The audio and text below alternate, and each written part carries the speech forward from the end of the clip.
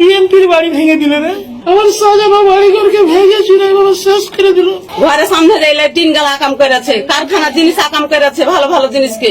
আল্লাহ সব জিনিস আগামের বিচার আমি পাবো দেখতে। যারা ছিল বিএনপি ছিল, আমার আব্বাও বিএনপি করে, আমার আব্বা প্রকাশ্যে বিএনপি করে।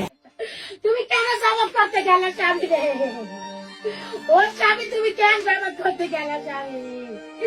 আমার তিনটা ভাই, আমার একটা ভাইয়ের বিয়ার বন্ধা দরকার রে স্বামী রে। তুই কি করলি স্বামী রে? আমার জামাতের ভোট দেওয়া দরকার নাই। আল্লাহ রে, তুমি কি করলে স্বামী? এখন তোমার এক বেলা ভাত কে খাওয়াবে? তোমার এক বেলা ভাত খাও।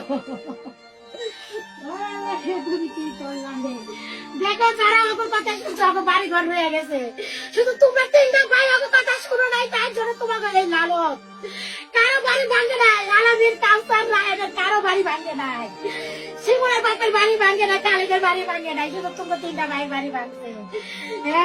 আমি কয় তুমি করে না চাই, তুমি শুধু কিছু যাও না, জামাতে যাও না, চলে শুধু জামার নিচে জামাতে নিচে করে চলে যায়। আসলে আমাদের বলার কিছু নাই, একটু সইতে থাকেন, একটু ধৈর্য ধরেন। কুত্তালিকের তা সইছেন না, কুত্তালিকের পেডিকোট পর্যন্ত এরকম গণভবনে ওরছে দেখছেন না। একটু সইতে থাকেন, ধৈর্য ধরেন। আমরা এই দুনিয়ায় থাকবো না, এই দুনিয়ার মায়েরে 7 আপ ওসমান হাদি ভাইয়ের মতন এই দুনিয়ার মায়েরে 7 আপ দিয়ে চললে যাবো।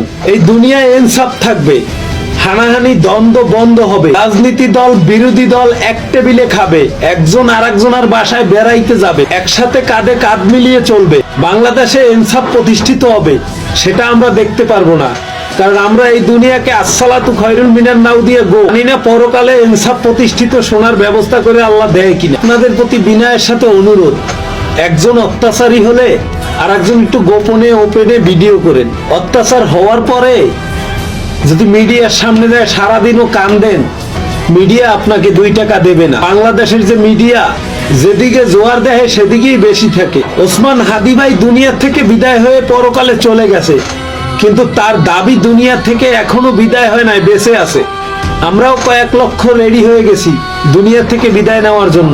আমরা যদি ব্যর্থ হই, আমাদের সন্তানরা ইনসাফ প্রতিষ্ঠিত করবে। সাধারণ মানুষ যারা আছেন, একজন অত্যাচারিত হয় আর 5 জন নীরবে দাঁড়িয়ে দাঁড়িয়ে দেখে। আল্লাহর কসম দিয়া বলি, যারা দাঁড়িয়ে দাঁড়িয়ে দেখেন, আজকে উনি অত্যাচারিত হইছে, কালকে আপনি নিজে হবেন।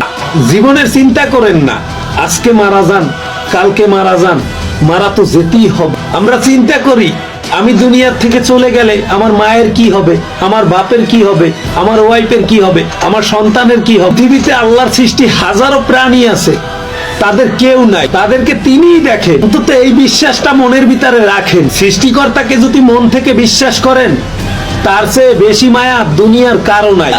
মিথ্যা মায়া, মিথ্যা দুনিয়ার কথা চিন্তা না করে সত্য কথা বলেন, সৎ পথে চলেন, প্রতিরোধ গড়ে তোলেন। এলাকায়, পাড়া, মহল্লায়, গ্রামে সবাই প্রতিরোধ গড়ে তোলেন। ওরা কিন্তু সংখ্যায় 1000 জন না, সীমিত আকারে, কিন্তু ভয়ানক। আপনি ভয় পাচ্ছেন তাই আপনাকে পেয়ে বইছে। আপনি ভয় পাবেন না, ওরা দৌড়াবে।